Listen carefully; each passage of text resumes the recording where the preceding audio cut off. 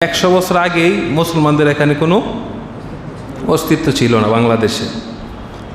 এই মুসলমান ইসলাম ধর্ম গ্রহণ করেছি আমরা ওলি আল্লাহগণের মাধ্যমে। এই ভারতীয় উপমহাদেশের মধ্যে কোনো নবী রাসূল আসে নাই। আল্লাহর উলিগণ ইসলাম প্রচার করেছেন। এই আল্লাহর উলিগণকে আল্লাহ তাআলা অনেক মর্যাদা দিয়েছেন, এক্সট্রা কিছু পাওয়ার দিয়েছেন, যা আমাদের চাইতে, সাধারণ মানুষের চাইতে অনেক বেশি। এ আল্লাহর অলিগণকে মর্যাদা দিতে হবে, কারণ আল্লাহর অলিদের সাথে বেয়াদবি, কোনো সমালোচনা, এগুলি করতে আল্লাহ তাআলা নিষেধ করেছেন। মহান আল্লাহ রাব্বুল আলামিন পবিত্র কোরআনুল কারীমের সূরা ইউনূসের ৬২ নম্বর আয়াতের মধ্যে বলেন, বিসমিল্লাহির রহমানির রহিম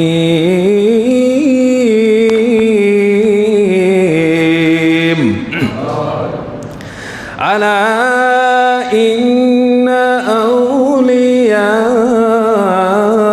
আল্লাহি লা খাউফুন আলাইহিম ওয়া লা হুম ইয়াহজানুন।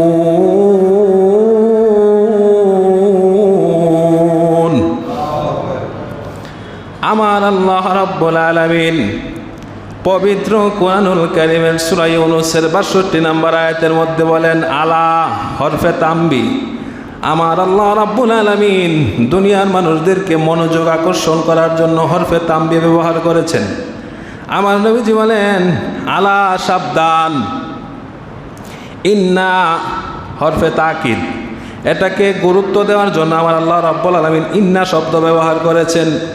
ইন্না নিশ্চয়, আউলিয়া আল্লাহ, আউলিয়া হলো বহুবচন, উলির বহুবচন আউলিয়া, জমার সিগা। আমার আল্লাহ রাব্বুল আলামিন পবিত্র কোরআনুল কারীমে আয়াতের মধ্যে বলেন, ইন্না আউলিয়া আল্লাহি, নিশ্চয় যারা আমি আল্লাহর উলি হয়ে গেছে, আমি আল্লাহর বন্ধু যারা হয়ে গিয়েছে, লা খাউফুন, তাদের কোনো ভয় নাই, ওয়ালা হুম ইয়াহজানুন, এবং তাদের দুনিয়ার মধ্যে, পরকালের মধ্যে কোনো ভয় এবং চিন্তা নাই। জোরে বলুন সুবহানাল্লাহ, আরো জোরে বলুন সুবহানাল্লাহ। আল্লাহ রাব্বুল আলামিন আল্লাহর ওলিগণকে এমন পাওয়ার দিয়েছেন, এমন অথরিটি দিয়েছেন, দুনিয়া এবং আখিরাতের মধ্যে তাদের কোনো চিন্তা নাই, ভয় নাই। আমার আল্লাহ রাব্বুল আলামিন বলেন, আল্লাযীনা আমানু ওয়া কানু ইয়াত্তাকুন, তারাই হলো আমার বন্ধু, যারা আমার প্রতি ঈমান আনে এবং তাকওয়া অবলম্বন করে। কি অবলম্বন করে? তাকওয়া। আল্লাহর প্রতি তাকওয়া অবলম্বনকারীরাই হলো আল্লাহর বন্ধু। এরপরে আমার আল্লাহ রাব্বুল আলামিন ৬৪ নম্বর আয়াতের মধ্যে বলেন, লাহুমুল বুশরা, তাদের জন্য রয়েছে সুসংবাদ, তাদের জন্য আমি আল্লাহ গুড নিউজ রেখেছি দুনিয়া এবং আখিরাতে, ফিল হায়াতিদ দুনিয়া ওয়া ফিল আখিরা, দুনিয়া এবং আখিরাতের মধ্যে আমার ওলি যারা হবে তাদের জন্য রেখেছি সুসংবাদ। জোরে বলুন সুবহানাল্লাহ। আল্লাহর ওলিগণ আল্লাহর পক্ষ থেকে এক্সট্রা পাওয়ার দিয়েছেন আল্লাহ রাব্বুল আলামিন। আল্লাহ বলেন, আলা সাবধান, আমার ওলি যারা হবে তাদের ব্যাপারে কোনো ধরনের কটু মন্তব্য, কোনো ধরনের সমালোচনা, কোনো ধরনের বেয়াদবিমূলক আচরণ, এগুলি করবা না।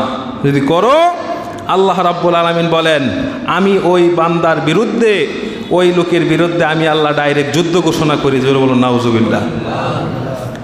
আমার নবীজি হাদিস শরীফের ভিতর বলেন,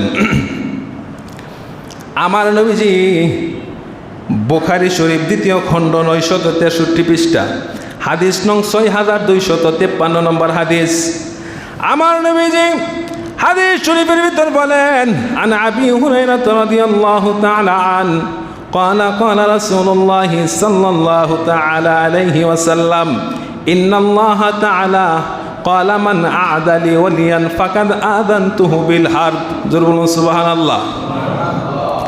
আমার আল্লাহ বলেন, ও নবী, ও বন্ধু নবী, আপনি দুনিয়ার আপনার উম্মতদেরকে একটা ঘোষণা জানায় দেন, কি সেই ঘোষণা?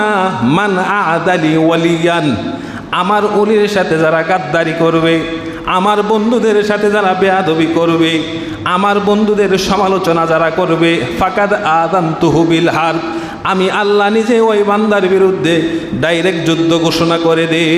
জোর বলুন নাউজুবিল্লাহ। আল্লাহর সাথে যুদ্ধ করবে এমন লোক আছে? বাংলাদেশের সব সেনাবাহিনী যদি একসাথে হয় আল্লাহর সাথে যুদ্ধ করতে পারবে? আল্লাহর সাথে যুদ্ধ করার মতো এমন বীর বিক্রম বাংলার জমিনে, পৃথিবীর জমিনে, আসমানের নিচে, জমিনের উপরে নাই। এখন তো বর্তমানে দেখতেছেন আল্লাহর ওলিদের মাজারের সাথে কি হইতেছে, হচ্ছে কি না? ঢালাওভাবে সব মাজারের মধ্যে আক্রমণ। এত সোজা? আমার নবীজি হাদিস শরীফের ভিতর বলেন, আল্লাহর ওলিদের সাথে যদি বেয়াদবি হয়েই যায়, তাদের সাথে যদি কোনো ধরনের গাদ্দারি করেই ফেলো, আল্লাহ তোমার বিরুদ্ধে ডাইরেক্ট যুদ্ধ ঘোষণা করবে। আল্লাহর সাথে যদি যুদ্ধ করতে পারেও তাহলে আল্লাহর ওলিদের সাথে বেয়াদবি করো, আর যদি যুদ্ধ করতে না পারো সাবধান।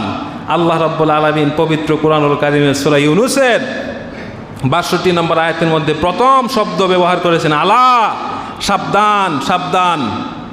রেস্ট্রিকশন দিয়েছেন, সতর্কবাণী, যে আল্লাহর ওলিদের সাথে গাদ্দারি করবা না। আল্লাহর ওলিদের সাথে লাগতে যাইবা, তুমি নিজে হিরো থেকে জিরো হয়ে যাইবা। ঠিক কিনা বলুন? আল্লাহর ওলিদের সাথে যারা গাদ্দারি করছে যুগে যুগে, তারা নিজেরাই নাই হয়ে গেছে। আল্লাহর ওলিদেরকে নাই করতে গিয়ে, আল্লাহর ওলিদের মাজারের মধ্যে হামলা করতে গিয়ে তারা নিজেরাই নাই হয়ে গেছে। ঠিক কিনা বলুন? আল্লাহ তাআলা আমাদেরকে এগুলি থেকে হেফাজত করুন, সবাই আল্লাহুম্মা আমিন। প্যারা হাজিরিন, আল্লাহর ওলিদেরকে আমার আল্লাহ কেমন ভালোবাসেন। আমার আল্লাহ রাব্বুল আলামিন বলেন, আমার বন্ধু যারা হয়ে গিয়েছে তাদেরকে আমি এমন ভালোবাসি, আমি আল্লাহ হাসরের ময়দানে আমার ওলিদেরকে এমন উচ্চ মাকামে তাদেরকে আসীন করব, এমন মর্যাদা দিব রে, যেই মর্যাদা দেখে নবী রাসূলুল্লাহ পর্যন্ত ঈর্ষান্বিত হবে। সুবহানাল্লাহ বলুন। আমার নবীজি হাদিস শরীফের ইবনে মাজাহ শরীফ ৩০৩ পৃষ্ঠা, হাদিস নাম্বার ৪১১৫ নম্বর হাদিস, আমার নবীজি বলেন, قال رسول الله صلى الله عليه وسلم إن من عباد الله لا أناس ما هم بأنبياء ولا شهداء। আমার আল্লাহ রাব্বুল আলামিন হাসরের ময়দানে আমার নবীজি বলেন, আল্লাহর ওলিদেরকে এমন মর্যাদা দিবেন, আমার আল্লাহ এমন মর্যাদা দিবেন, এই মর্যাদা দেখে সুহাদাগণ এবং আম্বিয়ায়ে কেরাম, নবীগণ, নবী এবং শহীদগণ, তারা আমার আল্লাহরে জিজ্ঞাসা করবো, আল্লাহ গো তারা কারা? আমরা শহীদ হইলাম আল্লাহর রাস্তায়, তোমার রাস্তায় শহীদ হয়েছি, আমাদের মর্যাদা অনেক আমরা জানছি, কিন্তু আমাদের চাইতেও বেশি মর্যাদা ওই লোকগুলি, তারা কারা? নবীগণ বলবে, আল্লাহ তুমি আমাদেরকে নবী হিসাবে দুনিয়ায় পাঠাইছো, অনেক সম্মান মর্যাদা দিলা, কিন্তু হাসরের ময়দানে এই লোকগুলি কারা যাদেরকে এত সম্মানিত করেছো? সুবহানাল্লাহ বলুন। তখন আমার আল্লাহ বলবেন, আমার আল্লাহ সুবহানাহু ওয়া তাআলা বলবেন, ও নবী রাসূলগণ, ও শহীদগণ, তারাই হইল ওই সকল বান্দা, যে সকল বান্দাদেরকে আমি আল্লাহ আমার বন্ধু স্বরূপ দুনিয়ায় গ্রহণ করে নিয়েছি। সুবহানাল্লাহ বলুন। ওলি আল্লাহগণ, ওনারা নিজের জীবন উৎসর্গ করে দিয়েছেন দিনের দাওয়াত দিতে গিয়ে। ইয়েমেন থেকে ৩৬০ জন আউলিয়া বাংলার জমিনে এসেছেন, মা বাবা ভাই বোন আত্মীয় স্বজন সব রেখে আমাদের কাছে এসেছেন ইসলামের দাওয়াত দেওয়ার জন্য। দিনের দাওয়াত দিতে গিয়ে ওনারা বাংলার জমিনেই থেকে গেছেন, সব কিছু দুনিয়ার মায়া, দুনিয়ার সব কিছু বিসর্জন দিয়ে দিচ্ছেন। ওনারই তো আল্লাহর ওলি, ওনারা আমাদেরকে ইসলামের দাওয়াত দিয়েছেন। আল্লাহ রাব্বুল আলামিন তাদের ব্যাপারই বলেছেন যে তাদেরকে আমি আল্লাহ বন্ধুস্বরূপ গ্রহণ করেছি, তাদের জন্য রয়েছে দুনিয়া এবং আখেরাতে সুসংবাদ। জোরে বলুন সুবহানাল্লাহ। প্যারা হাজিরিন, আমার নবীজি মেশকাত শরীফের ৪২৬ নম্বর পৃষ্ঠার মধ্যে আরেকটা হাদিস, আমার নবীজি বলেন, قال رسول الله صلى الله عليه وسلم رب أشعث مفوع بأبواب لو أقسم على الله لا أبره আমার নবীজি বলেন দুনিয়ার মধ্যে এমন কিছু লোক দেখবা যাদের চেহারার কুৎসিত, তাদের জামা কাপড় অনেক ময়লা আবর্জনা, জীর্ণ শীর্ণ, যাদেরকে দেখলে তেমন বেশি পরিচ্ছন্ন মনে হয় না। আমার নবীজি বলেন তাদেরকে তোমরা তাড়ায় দিবা না, তারা হইতে পারে আল্লাহর বন্ধু এবং তারা আমার আল্লাহর কাছে যদি কোনো কিছু চায় আমার আল্লাহ তাদের চাওয়াকে আর ফিরাই দিতে পারে না। সুবহানাল্লাহ। এই হাদিসে বলা হয়েছে পাগল ব্যক্তি যারা, অনেক মানুষ আছে না চুল কোকড়ানো, এলোমেলো, জামা কাপড় পরিচ্ছন্ন না, রাস্তাঘাটে শুয়ে থাকে, দুনিয়ার কোনো খেয়াল নাই, এমন মানুষ আছে না? এই সকল মানুষগুলিকে আমার নবীজি হাদিস শরীফে বলেন তাদেরকে তোমরা তাড়ায় দিবা না, তাদের সাথে খারাপ ব্যবহার করবা না।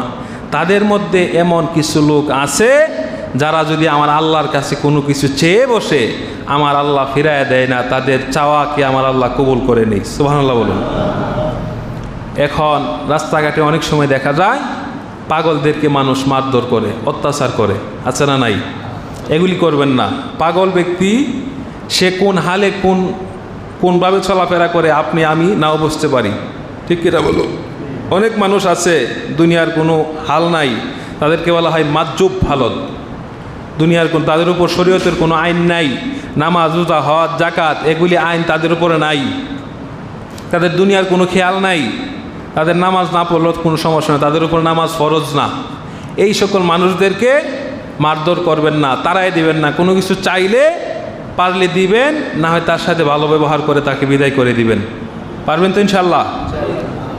পেয়ারা হাজিরিন, আমার আল্লাহ রাব্বুল আলামিন আল্লাহর উলিগণের মর্যাদা সম্মান বোঝাতে গিয়ে পবিত্র কুরআনুল কারীমের অসংখ্য জায়গায় আল্লাহর উলিদের সম্পর্কে আলোচনা করেছেন।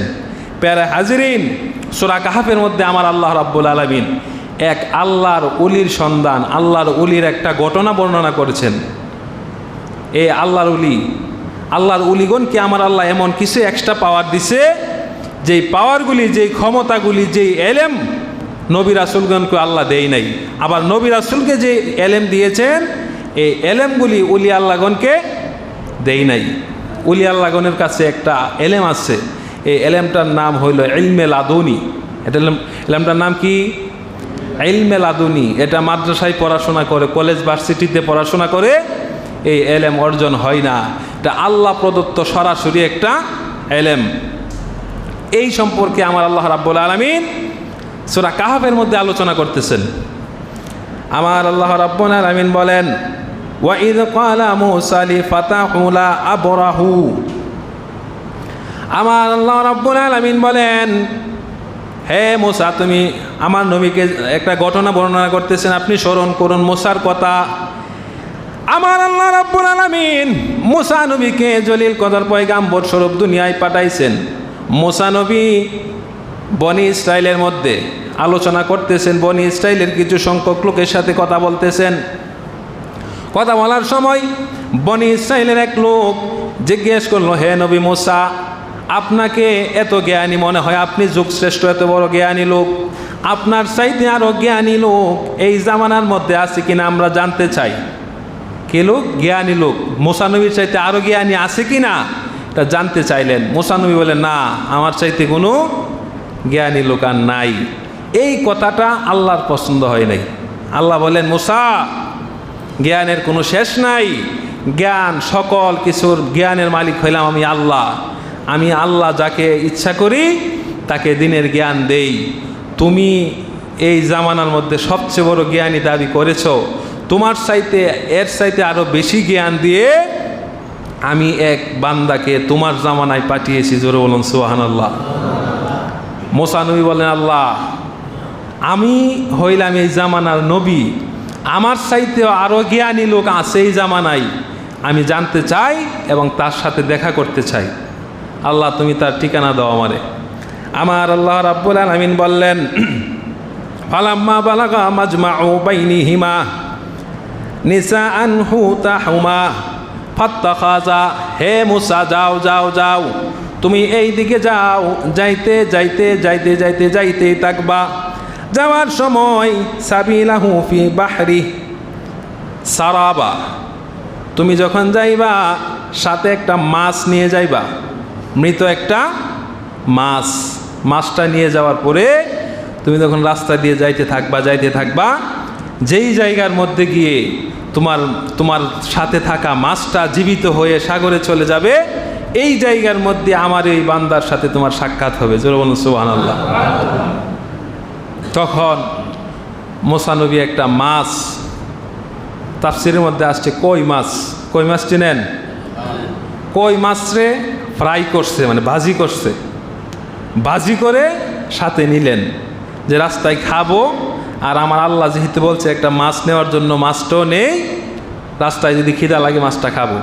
তখন মুসা নবী ওনার সফর সঙ্গী হিসাবে ইউশা ইবনে নুন, উনিও একজন নবী, হজরতে মুসা নবীর শিষ্য, ওনাকে সফর সঙ্গী করে হজরতে মুসা আলাইহিস সালাম রওনা দিলেন। যাইতে যাইতে যাইতে যাইতে হজরতে মুসা আলাইহিস সালাম তখন অনেক দূর গেছে। যাওয়ার পরে উনি ক্লান্ত হয়ে এক জায়গায় বিশ্রাম নিতেছেন। বিশ্রাম নেওয়ার সময় ইউশা ইবনে নুন উনি দেখলেন ওনাদের ব্যাগের মধ্যে যে মাছটা ছিল, ভাজি করা মাছ, এই মাছটা জীবিত হয়ে নদীর মধ্যে, সাগরের মধ্যে চলে গেছে। চলুন সুবহানাল্লাহ। মুসা নবী তখন বিশ্রামে ছিলেন, উনি কিছু বলেন নাই। তখন উনি ঘুম থেকে উঠলেন, উঠে আরেকটু সামনে গেলেন, গিয়ে ইউশা ইবনে নুন হযরত মুসা আলাইহিস সালামের সফর সঙ্গীকে বললেন, আমাদের সাথে যে মাছটা ছিল, মাছটা দাও, পেটে খিদা লাগছে, একটু খাই। তখন উনি বললেন, হে নবী মুসা, আপনি যখন বিশ্রামী ছিলেন, ক্বালা আরাআইতু ইজ আওয়ানা ইলা সাহরাহা, আপনি যখন বিশ্রামী ছিলেন তখন এই ব্যাগ থেকে মাছটা জীবিত হয়ে বের হয়ে সাগরে চলে গেছে, আপনাকে তখন বলি নাই। তখন মুসা নবী বললেন, আইরে, এই জায়গাটাই হইল আল্লাহ রাব্বুল আলামিন যে বলেছেন যে বান্দার সাথে দেখা হবে, এই মাছটা যে এখানে জীবিত হবে, এইখানে আমার তার সাথে দেখা হবে, চলো ওইখানে আবার চলো। ওনারা আবার উল্টো পথে আসলেন। এই দুই সাগরের মিলনস্থল আমার আল্লাহ রাব্বুল আলামিন এখানে বললেন বাহরাইন, মাজমাউল বাহরাইন, অর্থাৎ তাসনিয়ার সিগা। বাহরাইন শব্দের অর্থ দুই সাগরের মিলনস্থল। এইদিকে এক সাগর, একদিকে আরেক সাগর, এক সাগরের পানির সাথে আরেক সাগরের মিল নাই। এই জায়গাটার মধ্যে আবার আসলেন, এসে দেখতেছে এক মুসাফির লোক বসা। তখন হজরতে মুসা আলাইহিস সালাম ওনার সাথে কথা বললেন, পরিচিত হইলেন। হজরতে মুসা আলাইহিস সালাম তখন পরিচিত হইলেন। হজরতে মুসা নবী বলেন, ফাওয়াজাদা আবদাম মিন ইবাদিনা আতাইনাহু রাহমাতান মিন ইবাদিনা। আমার আল্লাহ রাব্বুল আলামিন বলেন, তখন আমি মুসাকে আমার ওই বান্দার সাথে, তার নাম হইল হজরতে হিজির আলাইহিস সালাম। নাম কি? হজরতে খিজির। আল্লাহ বলেন, তার সাথে আমি পরিচয় করে দিলাম। আমার আল্লাহ রাব্বুল আলামিন বলেন, আতাইনাহু রাহমাতান মিন ইনদিনা ওয়া আল্লামনাহু মিন লাদুন্না ইলমা। সুবহানাল্লাহ। আল্লাহ রাব্বুল আলামিন বলেন, আমি ওই বান্দারে, আমারে বন্ধু, আমার অলিকে এমন একটা এলেম দিয়েছি, যেই এলেমটার নাম হইল ইলমে লাদুনি ওয়া আল্লামনাহু মিন লাদুন্না ইলমা। যেই এলেমটা আমি আল্লাহ যাকে ইচ্ছা করি তাকে স্পেশালভাবে দিয়ে থাকি। জোরে বলুন সুবহানাল্লাহ। তখন মুসা নবী বললেন, হ আল্লাহর বান্দা, আমি আপনার সাথে সফর সঙ্গী হইতে চাই, আপনার সাথে আমি যাইতে চাই, আপনি আমারে আপনার সাথে রাখবেননি? সুবহানাল্লাহ বলুন। মুসা নবী বললেন, আমি আপনার সঙ্গে সফর সাথী হইতে চাই। তিনি বললেন, না, তোমাকে আমি আমার সফর সঙ্গী করব না। তখন মুসা নবী বললেন, আমি আপনার সাথে যাইতে চাই। ক্বালা লাহু মুসা হাল আত্তাবিউকা আলা আন তুআল্লিমা। তখন হযরত খিজির আলাইহিস সালাম না করলেন, অসম্মতি জানালেন। এরপরে তিনি বলেন, ক্বালা ইন্নাকা লান তাসতাতিআ মাইনা সাবরান। কারণ হইল আমি আমার যেই চলার পথে যে কাজগুলি করব, আমার কথাবার্তা এগুলি তোমার পছন্দ হবে না, এবং তুমি আমার সাথে সফররত অবস্থায় আমার কথাবার্তা কাজকর্মে তুমি ধৈর্য ধারণ করতে পারবা না। সুবহানাল্লাহ। আল্লাহর ওলি যারা হয় তিনাদের কাজ অনেক সময় আমাদের কাছে উলটপালট মনে হয়। আল্লাহর ওলি, হক্কানি ওলি আল্লাহর দরবারে যখন যাবেন দেখবেন ওলি আল্লাহগণের অনেক কাজ তার ভক্তবৃন্দর কাছে বুঝে আসে না, উল্টাপাল্টা মনে হয়। এমন কিছু মুরিদ আছে, এমন কিছু ভক্ত আছে, পীরের এই কাজগুলি দেখে চলে আসে। আর যারা ধৈর্য ধরে থাকতে পারে হক্কানি ওলি আল্লাহর দরবারে, তারাই সফল কাম হয়, তারাই সাকসেসফুল। প্যারা হাজিরিন, তখন হযরতে খিজির আলাইহিস সালাম বললেন, হে মুসা, হে আল্লাহর নবী, তুমি আমার সঙ্গে থাকবা, কিন্তু একটা শর্ত আছে। শর্তটা কি? এরপরে তিনি বলেন, ক্বালা সাতাজিদুনি ইনশাআল্লাহু সাবিরান ওয়ালা আ'সি লাকা আমরা। মুসা নবী বললেন, আমি আপনার সাথে থাকবো, একদম বোবা হয়ে থাকবো। আপনি যে আদেশ দিবেন এই আদেশ আমি মানব, আপনি যেটা না করবেন এটা আমি করব না। এরপরেও আপনাকে আমার সফর সাথী, আপনি সাথে আমাকে নিয়ে যান। তখন বললেন, আচ্ছা তোমাকে আমি নিতে পারি, একটা শর্ত আছে। তুমি আমার কোনো কাজ দেখার পরে, আমার কোনো কথা শোনার পরে আমাকে প্রশ্ন করতে পারবা না। যদি প্রশ্ন করো তাহলে তুমি আমার কাছ থেকে চলে যাবা। তখন মুসা নবী রাজি হইলেন, বলে আচ্ছা ঠিক আছে। তখন হযরত মুসা আলাইহিস সালামের সাথে ওনার সফরসঙ্গী ইউশা ইবনে নুন, ওনারা দুইজনকে হযরতে খিজির আলাইহিস সালাম সফরসঙ্গী হিসেবে গ্রহণ করলেন। গ্রহণ করার পর ওনারা যাইতেছেন, যাইতে যাইতে যাইতে যাইতে এক নদীর পাড়ে গেলেন। নদীর পাড়ে যাওয়ার পরে একটা নৌকায় উঠলেন নদী পার হওয়ার জন্য। নৌকার মধ্যে উঠছে, পরে ওই পার গেছে। যাওয়ার পরে ওনারা টাকা দিলেন, এই মাঝিকে কিছু অর্থ দিলেন ওনাদেরকে পার করার বিনিময়ে। এই মাঝি ওনাদের কাছ থেকে টাকা নিছে না, বলেন না আপনাদের টাকা লাগবে না, আপনারা চলে যান। এরপরে হযরতে খিজির আলাইহিস সালাম একটা লাঠি নিলেন। লাঠি নিয়ে, এটাকে কি বলে, যে একটা কাঠ ছিদ্র করে, এগুলিকে কি বলেন আপনারা? লগি। লগি, একটা লগি দিয়ে এমন জোরে আঘাত করলেন তার নৌকাটা বড় ছিদ্র হয়ে গেছে। সুবহানাল্লাহ বলুন। তখন মুসা নবী বলে, কাজটা কি একটা কাজ করলো দেখছো? বিনা পয়সায় এই লোকটা আমাদেরকে নদী পার করছে, আবার এত মহাব্বত করছে আমাদেরকে, উনি তার নৌকাটারে ছিদ্র করে দিছে। এটা কোনো কাজ হইল? উনি বিরক্ত হয়ে গেছে। বিরক্ত হয়ে প্রশ্ন করছে যে এই কাজটা আপনি কি করলেন? ওনার কথা হইল, আল্লাহ বলছেন তোমার চাইতে আর জ্ঞানী ওই লোকটা, তো জ্ঞানী লোকটা কাজটা কি করলো? অজ্ঞানীর মতো কাজ করছে। উনি প্রশ্ন করছে। প্রশ্ন করার পরে হযরতে খিজির আলাইহিস সালাম বলে, না তুমি আমার সাথে আর থাকতে পারবো না, যাও, চলে যাও। তোমার সাথে আমার কন্ডিশন ছিল, কোনো প্রশ্ন করতে পারবো না। তখন তিনি বললেন, আচ্ছা যাক, ঠিক আছে, আর করবো না, ঠিক আছে চলেন। তখন সামনে গেলেন, একটা গ্রামে গেছে। একটা গ্রামের ভিতরে ঢোকার পরে এই গ্রামের প্রত্যেকটা ঘরে ঘরে ওনারা খাবার চাইলেন, যে আমরা মুসাফির মানুষ, আমাদেরকে কিছু খাবারের ব্যবস্থা করেন, খাবার দেন। কেউ খাবার দিচ্ছে না। প্রত্যেকটা মানুষ, এই গ্রামের সব মানুষগুলি ওনাদেরকে তাড়াই দিচ্ছে, খাবার দিচ্ছে না, খাবার দিছে না। পরে উনি এই গ্রাম থেকে বের হয়ে আসতেছেন। আসার পরে দেখতে একটা ছোট্ট বালক, সে খেলাধুলা করতেছে এই গ্রামে। খেলাধুলারত অবস্থায় এই বালকটাকে উনি ডাকলেন, ডেকে বলতেছে আসো। আসার পরে এই বালকটাকে হত্যা করে ফেলছে। তখন মুসা নবী কই, কাজটা দেখছো, কি একটা কাজ করলো? ছোট্ট বালক, হে কিচ্ছু বোঝে না, এই ছেলেটারে হত্যা করে ফেলছে। আল্লাহ বলে উনি নাকি আমার সাথে জ্ঞানী। এটা কোনো জ্ঞানী মানুষের কাজ? উনি ধৈর্য ধরতে পারে নাই, আবারও উনি রাগান্বিত হয়ে প্রশ্ন করছে। উনি বলে, ঠিক আছে, তুমি এখন আর আমার সাথে থাকতে পারবে না, তুমি চলে যাও। উনি আবারও মাপ চাইলেন, বলে আচ্ছা ঠিক আছে, আমার ভুল হয়েছে, আর কথা বলবো না, চলেন। তখন উনি গ্রাম থেকে বের হইতেছে। বের হওয়ার পর গ্রামের একদম শেষ সীমানার মধ্যে একটা দেয়াল, দেয়ালটা ভেঙে পড়ে যাইতেছে। আল্লাহ রাব্বুল আলামিন পুরো ঘটনাটা সূরা কাহফের মধ্যে বর্ণনা করছে। এবং এই দেয়ালটা ভেঙে পড়ে যাইতেছে। হযরত মূসা আলাইহিস সালাম উনি দেখতেছে, খিজির আলাইহিস সালাম গেলেন, গিয়ে এই দেয়ালটাকে ঠিক করতেছে। ওনারা তিনজন, এমনিতে পেটে খাবার নাই, খাবার চাইছে, গ্রামের মানুষ কেউ খাবার দিছে না, কেউ। এই গ্রামের একটা দেয়াল উনি ঠিক করতেছে। এই দেয়ালটাকে মেরামত করলেন, অনেক ক্লান্ত হয়ে গেছে, ক্লান্ত হয়ে না আর সম্ভব না, ওনার সাথে আর থাকা আমার সম্ভবই না।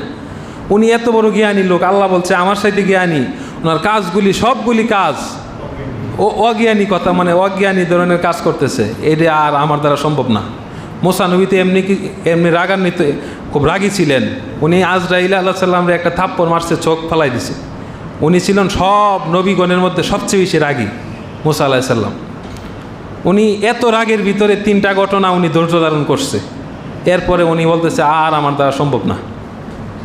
তখন হযরতে খিজির আলাইহিস সালামকে প্রশ্ন করলেন, এই কাজটা আপনি কি করলেন? গ্রামের মানুষ কেউ আমাদেরকে খাবার দিল না, দূর দূর করে তাড়িয়ে দিছে।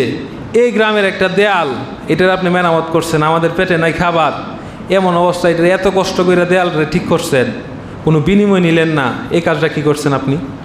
তখন হযরতে খিজির আলাইহিস সালাম বলেন, আর তোমাকে আমার সাথে রাখা যাবে না, 3য় হয়ে গেছে, তোমাকে আমার সাথে আর রাখবো না, আর কোনো রিকোয়েস্ট চলবে না।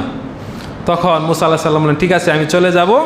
যে 3টা কাজ করছেন, এই কাজগুলি কি এমনি, এই কাজগুলির ব্যাখ্যা আমাকে দেন।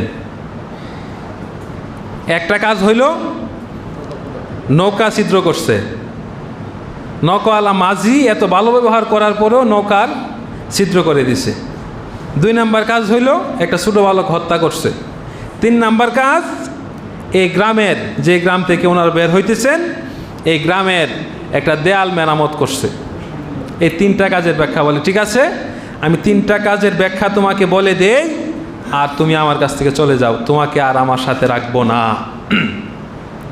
হযরতে খিজির আলাইহিস সালাম বললেন, হে মুসা, আমার আল্লাহ আমাকে এমন একটা জ্ঞান দিছে, এমন কিছু জ্ঞান আমাকে আমার আল্লাহ দিছে, যেই জ্ঞানের দ্বারা আমি বুঝতে পারি কোনটা ভালো কোনটা খারাপ। আমি যখন নদী পার হইতেছি, মাঝি আমাদেরকে অনেক সম্মান করলো, আমাদেরকে বিনা পয়সায় নদী পার করলো। নদী পার করার কারণে আমি তার একটা উপকার করলাম। উপকারটা হইল, এই এলাকার বাদশা বড় জালেম বাদশা, অত্যাচারী বাদশা। এই বাদশা এলাকার যত নৌকা আছে, নিখুঁত এবং ফ্রেশ যত নৌকা আছে, সব নৌকাই রাজদরবারে নিয়ে যাইতেছে। তখন হযরতে খিজির আলাইহিস সালাম বললেন, এই নৌকাটাও কিছুক্ষণ পরে আসতো নিয়ে যাওয়ার জন্য, কিন্তু আমি এই নৌকাটাকে ছিদ্র করে দিলাম। এই নৌকা পানির নিচে চলে যাবে, আর নিখুঁত আর থাকবে না। রাজদরবারের লোক যখন আসবে, এই নৌকাটা যখন ভাঙ্গা দেখবে, ছিদ্র করা দেখবে, তখন আর এই নৌকাটাকে নিবে না। আমার আল্লাহ চেয়েছেন এই লোকটা গরিব লোক, তার নৌকাটা না নেক, আমি জানতে পেরেছি, এই জন্য নৌকাটাকে ছিদ্র করে দিয়েছি। জোরে বলুন সুবহানাল্লাহ। আল্লাহর ওলিগণকে আমার আল্লাহ এই ক্ষমতা দিয়েছেন। আল্লাহ যদি ওলিগণকে ক্ষমতা দেয়, আমার কোনো অসুবিধা আছে? আপনাদের কোনো অসুবিধা আছে? তো আমরা এত সমস্যা কি? আল্লাহর ওলিদের মাজার ভাঙ্গার জন্য, আল্লাহর ওলিদের সাথে বেয়াদবি করার জন্য এত পাগল কেন? আল্লাহর ওলিদেরকে সম্মান দিয়েছেন, আমাদের কোনো সমস্যা আছে? সমস্যা নেই। হযরতে খিজির আলাইহিস সালাম বললেন, 2 নম্বর ঘটনা, যে একটা ছোট্ট বালককে আমি হত্যা করলাম। এই ছোট বালকের দিকে তাকানোর পরে আমি অনেক কিছু জানলাম। এই ছোট বালক, তার বাবা মা মুসলমান, বড় সৎ কর্মশীল, তারা অনেক ভালো, তাদের কোনো অন্যায় অপরাধের সাথে তারা লিপ্ত হয় না। কিন্তু তাদের ঘরে এই সন্তানটা জন্মগ্রহণ করেছে, সে কিছুদিন পরে বড় হওয়ার পরে নাফরমান হবে, কাফের হবে, মুসলমানদেরকে হত্যা করবে, ইসলামের অনেক ক্ষতি করবে। আমার আল্লাহ চেয়েছেন এই সন্তানটা দুনিয়া থেকে চলে যাক, আর ওই মা বাবার করে আমার আল্লাহ নেককার সন্তান দান করবেন। আমি আল্লাহর চাওয়া অনুযায়ী ওই সন্তানটাকে হত্যা করে দিয়েছে। জোরে বলুন সুবহানাল্লাহ। আল্লাহর ওলিকে আমার আল্লাহ ক্ষমতা দিয়েছেন। তিনি বলেন, এই সন্তানটাকে আমার আল্লাহর চাওয়া অনুযায়ী, আমার নিজের কোনো চাওয়া না, আমার আল্লাহ চেয়েছেন এই সন্তানটা দুনিয়া থেকে চলে যাক, তাদের গর্বে তাদের ঘরে আমার আল্লাহ নেককার সন্তান দিবেন, এই জন্য তাকে আমি হত্যা করে ফেলেছি। হযরত মূসা আলাইহিস সালাম বললেন, ঠিক আছে বুঝলাম, শেষ যে কাজটা করলেন, এই গ্রামের দেয়ালটা ঠিক করলেন, আমরা ক্ষুধার্ত অবস্থায় এত পরিশ্রম করালে না আমাদেরকে দিয়া। তখন তিনি বলেন, এই দেয়ালটা হইল দুইটা অনাথ শিশু, এতিম শিশুর